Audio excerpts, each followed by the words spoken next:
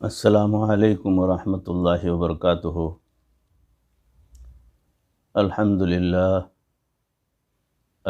للہ وکفیٰ وسلام علی عبادہ الذین اصطفیٰ والتقى والعفاف والغنى،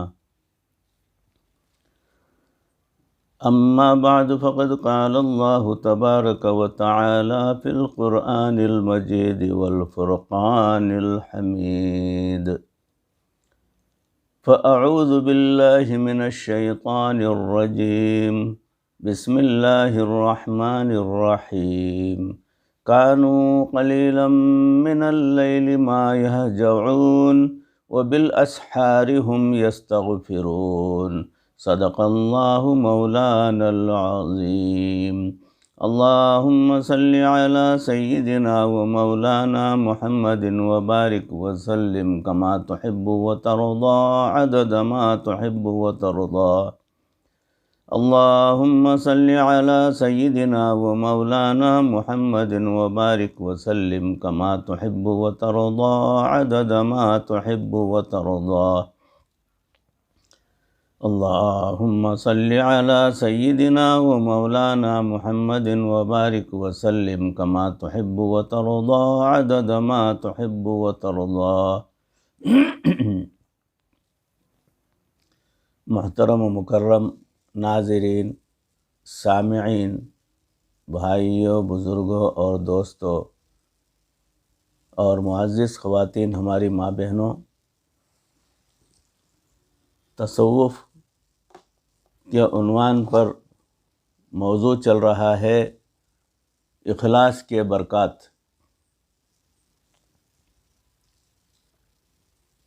تو اس موضوع میں آپ اللہ رب العزت کے ان بندوں کے تعلق سے آپ کو پتہ چلے گا کہ اخلاص کیا ہوتا ہے اور ہمارے اندر اخلاص کا ہونا کتنا ضروری ہے، اور اس کے فوائد و برکات کیا ہیں، یہ آپ کے گوش گزار کرنا چاہتا ہوں۔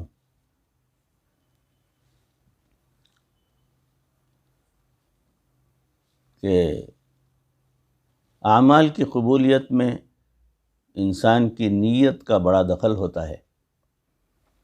اسی لیے نبی صلی اللہ علیہ وسلم نے ارشاد فرمایا، انما الاعمال بالنیات، تمام اعمال کا دار و مدار نیتوں پر ہوتا ہے۔ نیت کے بدلنے سے انسان کے عمل کی حقیقت بھی بدل جاتی ہے۔ اس لیے ہمیں اپنی نیتوں کو دیکھتے رہنا چاہیے، سوچتے رہنا چاہیے اور ان کو ٹھیک کرتے رہنا چاہیے، کیونکہ نیت کے ٹھیک ہونے سے چھوٹے چھوٹے اعمال بہت بڑے اجر کے باعث ہو جاتے ہیں، اور نیت میں فرق آ جانے سے پہاڑوں جیسے اعمال پر بھی انسان کو کچھ اجر نہیں ملتا۔ اس لیے نیت کا ٹھیک کرنا انتہائی ضروری ہے۔ اس کی مثالیں سن لیجئے۔ پہلی مثال ہے، شیخ الحدیث حضرت زکریا رحمۃ اللہ علیہ نے ایک واقعہ لکھا ہے کہ ایک بزرگ دریائے جمنا کے کنارے رہتے تھے۔ ان کے پاس ایک آدمی آیا اور کہنے لگا، جناب، دریا کے دوسرے کنارے پر میرا ایک کام ہے، لیکن دریا کے اندر طغیانی آ گئی ہے، طوفان بہت ہے، جس کی وجہ سے کشتی کے ذریعے بھی مجھے جانا بہت مشکل ہے۔ اب میں کیا کروں؟ تو حضرت رحمۃ اللہ علیہ نے فرمایا، جاؤ اور دریا کے کنارے کھڑے ہو کر کہہ دو کہ تجھے اس شخص کی طرف سے پیغام ہے جس نے کبھی اپنی بیوی کے ساتھ ہم بستری نہیں کی اور نہ کبھی کھانا کھایا ہے، کہ تم مجھے راستہ دے دو۔ اب وہ بندہ تو یہ سن کر چلا گیا اور جا کر دریا کو وہی پیغام پہنچایا۔ دریا کی طغیانی معاً رک گئی، کم ہو گئی، اور اس شخص نے آرام کے ساتھ دریا پار کر لیا۔ سبحان اللہ۔ ادھر بیوی صاحبہ حضرت کی اندر حجرے کے اندر بیٹھی ہوئی تھیں، اور جیسا وہ آدمی وہاں سے گیا شوہر پر برس پڑیں۔ بیوی صاحبہ نے بھی شوہر کی یہ بات سن لی تھی، اور ماشاء اللہ 7 بچے بھی تھے حضرت کے۔ وہ بڑی تلملائی کہ یہ عجیب ہے، مجھے رسوا کر رہے ہو۔ وہ بزرگ جب اپنے گھر میں آئے تو وہ آگے غصے سے بھری بیٹھی تھیں، کہنے لگیں کہ یہ جو تم کھا کھا کر موٹے ہو رہے ہو، اس کو تو تم جان لو، اور تمہارا خدا لیکن یہ بتائے کہ تم نے جو میرے ساتھ کبھی ملاقات نہیں کی تو یہ 7 بچے کہاں سے ہو گئے۔ اس پر انہوں نے اس کی وضاحت کے ساتھ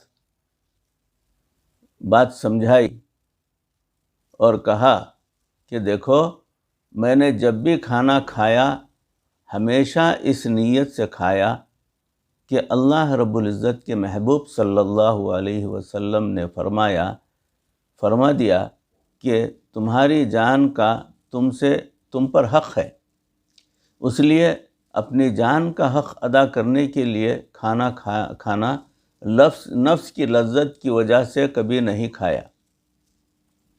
اسی طرح اگرچہ میں 7 بچوں کا باپ ہوں، مگر بیوی سے ملاقات کرتے ہوئے میرے دل میں ہمیشہ یہ نیت ہوتی تھی کہ شریعت نے مجھ پر بیوی کے حقوق عائد کیے ہیں، لہٰذا میں اپنی بیوی کا حق ادا کر رہا ہوں، میرا مقصد فقط نفس کی لذت اور اپنی خواہشات کو پورا کرنا نہیں ہوتا تھا۔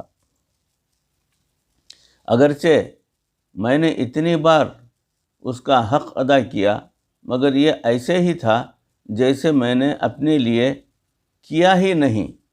جو بھی کیا وہ اللہ کے لیے کیا، جو بھی کیا وہ شریعت کے حکم کے مطابق کیا۔ دوسری مثال یہ ہے کہ ہم نے بڑے بڑے علماء کو دیکھا کہ جب ان کی صحبت میں گھنٹہ 2 گھنٹہ بیٹھیں تو وہ خاموش ہی رہتے ہیں۔ امام اعظم حضرت ابو حنیفہ رحمۃ اللہ علیہ کے حالات زندگی میں لکھا ہے کہ آپ طبعاً کم گفتگو کرنے والے تھے، لیکن جب کوئی آدمی دین کی بات چھیڑ دیتا ہے تو پھر دلائل کے انبار ایسے لگاتے ہیں، ایک لمحہ بھی جو ہے خاموش نہیں گزرتا، پھر آپ کو چپ کرانا بہت مشکل ہو جاتا تھا۔ اور تیسری مثال یہ لیجئے، یہی چیز ہمارے حضرت سید زوار حسین شاہ رحمۃ اللہ علیہ میں تھی۔ وہ بہت بڑے عالم اور فقیہ تھے۔ ان کی کتاب عمدۃ الفقہ آج بڑے بڑے مفتی حضرات کی میز پر سجی ہوئی ہوتی ہے۔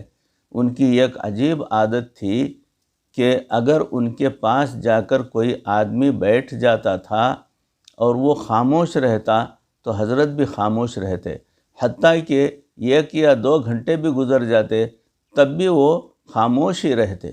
یہ بڑی حیران کن بات ہے کہ اتنے علم کے بعد بھی انسان میں اتنی خاموشی ہو، یہ بہت مشکل ہے۔ البتہ جہاں کوئی سوال پوچھ لیتا تو ایسا تفصیلی جواب دیتے تھے، محسوس ہوتا تھا کہ شاید پورے اسباق کا مطالعہ ابھی کر کے آئے ہیں۔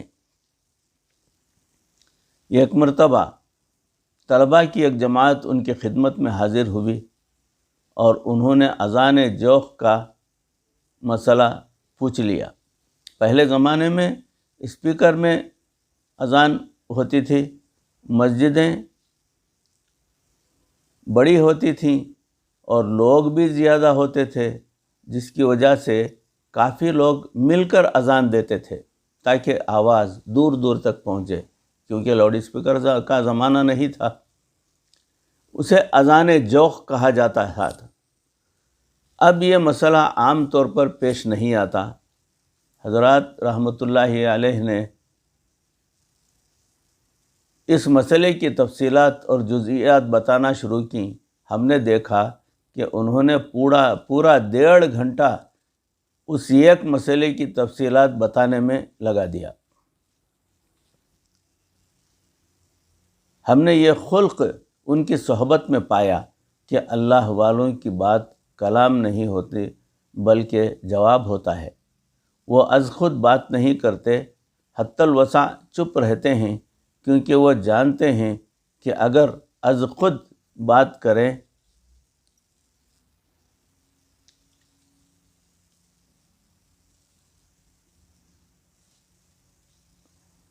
وہ از خود بات نہیں کرتے، حتی الوسع چپ رہتے ہیں، کیونکہ وہ جانتے ہیں کہ از خود بات کریں گے تو پوچھا جائے کہ کیوں بولے تھے، اور جب کوئی بندہ کوئی بات پوچھ لیتا ہے تو پھر وہ اس کا جواب دینے پر مامور ہوتے ہیں۔ شریعت حکم دیتی ہے کہ تم اس کا جواب دو، لہٰذا اگر اب جواب دیں گے تو پھر اس پر مواخذہ نہیں ہوگا بلکہ اجر ملے گا۔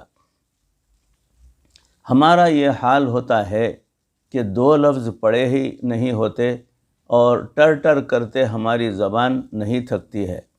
یہ سب اس لیے ہے کہ ہمیں ابھی اپنے نامہ اعمال کی فکر نہیں لگی ہوتی کہ کل اس کا جواب کیسے دینا ہے۔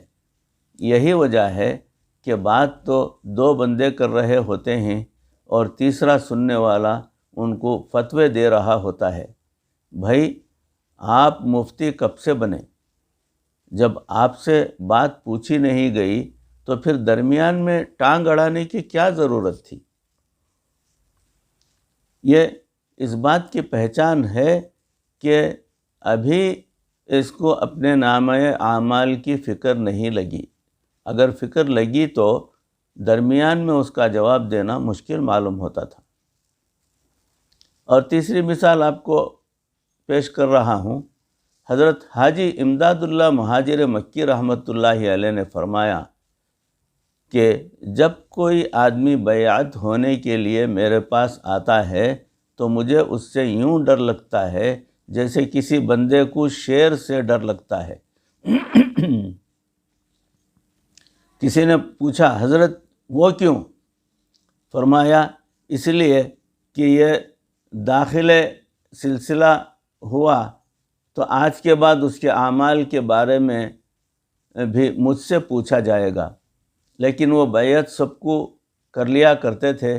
کسی نے پوچھا حضرت پہلے والے بزرگ تو بڑے استخاروں کے بعد، بڑی سوچ بچار کے بعد اور مہینوں کے انتظار کے بعد بیعت کرتے تھے، اور آپ کے پاس جو آتا ہے اور جیسے آتا ہے اسے بیعت کر لیتے ہیں۔ یہ سن کر حضرت نے بڑا عجیب جواب دیا، فرمانے لگے کہ بھائی جو آ کر بیعت کی تمنا ظاہر کرتا ہے میں اسے مومن بھائی سمجھ کر اس کی بات کو پورا کر دیتا ہوں، اور اس وقت میری یہ سوچ ہوتی ہے کہ اگر کل قیامت کے دن میں اللہ رب العزت کے حضور پکڑا گیا تو ان میں سے کوئی تو ایسا ہوگا جو میری بھی شفاعت کر دے گا۔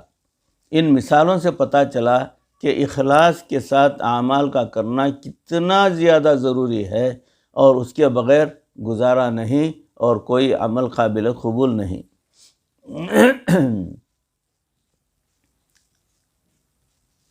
اب ریاکاری سے متعلق کچھ سماعت فرمائیں کہ اگر انسان اہل اللہ کے پاس وقت نہ گزارے تو پھر اس کے اندر ریاکاری اور دکھاوا پیدا ہو جاتا ہے۔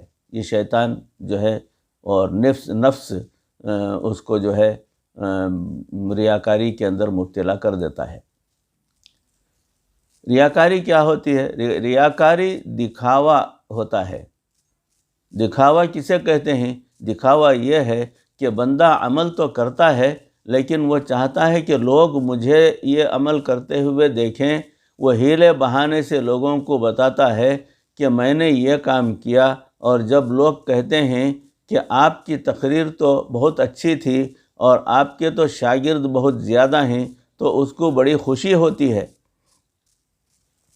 بعض اوقات انسان بات کرتے ہوئے یہ کہتا ہے کہ جب میں 5ویں دفعہ حج پر گیا تو اس وقت یہ واقعہ پیش آیا۔ اب اگر کوئی پوچھے کہ آپ نے واقعہ ہی سنانا تھا تو یہ 5 کا لفظ بولنا کیا ضروری تھا؟ مگر نفس کہتا ہے کہ میں بتاؤں گا کہ 5 حج کیے ہیں تو لوگ سمجھیں گے کہ یہ بھی کچھ ہے، کچھ اس کی کوئی پوزیشن ہے۔ گویا مخلوق سے تعریف کی توقع رکھنا اور ان سے تعریفوں پر خوش ہونا ہی ریاکاری ہے، اور اس سے جان چھڑانا بہت مشکل بات ہے۔ حضرت عبداللہ بن مبارک رحمۃ اللہ علیہ فرماتے تھے کہ بعض اوقات ایک آدمی غلاف کعبہ کو پکڑ کر دعا مانگ رہا ہوتا ہے اور اہل خراسان کو اپنا عمل دکھا رہا ہوتا ہے۔ لوگوں نے پوچھا کہ یہ غلاف کعبہ کو پکڑ کر دعا مانگ رہا ہوتا ہے اور اہل خراسان کو اپنا عمل کیسے دکھاتا ہے؟ وہ فرمانے لگے کہ دعا مانگتے ہوئے اس کے دل میں یہ خیال ہوتا ہے کہ کاش میرے وطن کے لوگ مجھے دیکھتے کہ میں کس طرح کعبے سے لپٹ کر دعائیں مانگ رہا ہوں۔ اس کا مطلب یہ ہے کہ اس نے یہ کام اللہ کے لیے نہیں کیا، بلکہ اس نے اپنے ہم وطنوں کو دکھانے کے لیے یہ کام کیا ہے۔ لہٰذا اعمال ریا سے خالی ہوں، یہی الوظائف ہے۔ ایک بزرگ فرماتے تھے کہ جب کوئی بندہ اعمال میں ریا کرتا ہے تو اللہ تعالیٰ اپنے فرشتوں سے فرماتے ہیں کہ فلاں بندے کی طرف دیکھو کہ وہ ہمارے ساتھ ٹھٹا اور مذاق کر رہا ہے۔ ہمارے اسلاف کی تو یہ حالت ہوتی تھی کہ وہ روزے پہ روزہ رکھتے تھے اور جب باہر نکلنے لگتے تھے تو اپنا ہاتھ منہ دھو کر ہونٹوں پر گھی لگا لیتے تھے تاکہ دیکھنے والے ہونٹوں کی خشکی سے بھی نہ پہچانیں کہ اس نے روزہ رکھا ہوا ہے۔ سیدنا عمر فاروق رضی اللہ تعالیٰ عنہ جب کسی کو دیکھتے کہ ظاہر میں گردن جھکا کے اور بنا سنوار کر باتیں کر رہا ہے تو اس کو درہ لگاتے اور فرماتے کہ یہ کیفیت ظاہر کرنے کی جگہ تنہائی ہوتی ہے۔ جو لوگ ریا سے اپنی جان چھڑا لیتے ہیں تو اپنے اندر اخلاص پیدا کر لیتے ہیں، ان کی طبیعتوں میں عاجزی آ جاتی ہے اور وہ اپنے اعمال پر نگران ہوتے ہیں۔ یہی مخلص بندے کی پہچان ہوتی ہے۔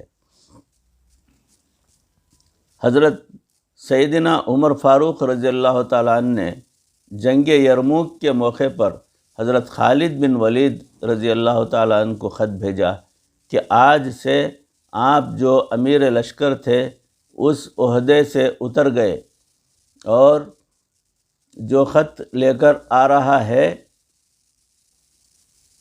یہ اس عہدے پر فائز ہو گئے۔ اگر آپ میرے پاس واپس آنا چاہتے ہیں تو مدینہ آ جائیں، اور اگر عام فوجی کی طرح لڑنا چاہتے ہیں تو آپ کو لڑنے کی اجازت ہے۔ تو حضرت خالد بن ولید رضی اللہ تعالیٰ واپس نہ آئے، بلکہ یہ عام فوجی بن کر لڑنا قبول فرما لیا۔ بعد میں کسی نے خالد بن ولید رضی اللہ تعالیٰ عنہ سے پوچھا، حضرت پہلے تو آپ فوج کے کمانڈر ان چیف تھے اور ایک خط کے ذریعے آپ کو ایک عام فوجی بن کر لڑنا پڑا، آپ کے لیے تو یہ بڑا مشکل ہوگا۔ انہوں نے فرمایا کہ میرے لیے کوئی مشکل نہیں تھا، کیونکہ جب میں فوج کا امیر تھا تو اس وقت بھی میں اسی مالک کو راضی کرنا چاہتا تھا، اور جب میں ایک سپاہی بن کر لڑا تب بھی میں اسی مالک کو راضی کر رہا تھا۔ بھائیوں، بزرگوں اور دوستوں، میرے عزیزوں، موضوع کو یہیں پر روکتا ہوں۔ اللہ رب العزت ان کہی سنی باتوں پر اس عاجز کو بھی، آپ تمام کو بھی عمل کرنے کی توفیق عطا فرمائے۔ اخلاص کے ساتھ دعا مانگیے اور اللہ کے پاس جو ہے اخلاص کی برکت حاصل کیجیے۔ اخلاص اپنے دلوں کے اندر پیدا کرنے کے لیے محنت شروع کر دیجیے۔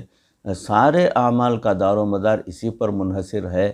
اگر اخلاص آپ کے اندر نہیں ہوگا تو آپ کے اچھے اچھے اعمال بھی جو ہے قابل قبول نہیں رہیں گے، ساری محنت رائے گاں جائے گی۔ پروردگار اس عاجز کو بھی، آپ تمام کو بھی جو ہے ان باتوں پر عمل کرنے کی توفیق عطا فرمائے، ہمارے اندر پروردگار اخلاص عطا فرمائے، مرتے دم تک کسی کا محتاج نہ بنائے، ایمان پر ہمارا خاتمہ فرمائے۔ وآخر دعوانا ان الحمد للہ رب العالمین۔ السلام علیکم ورحمۃ اللہ وبرکاتہ۔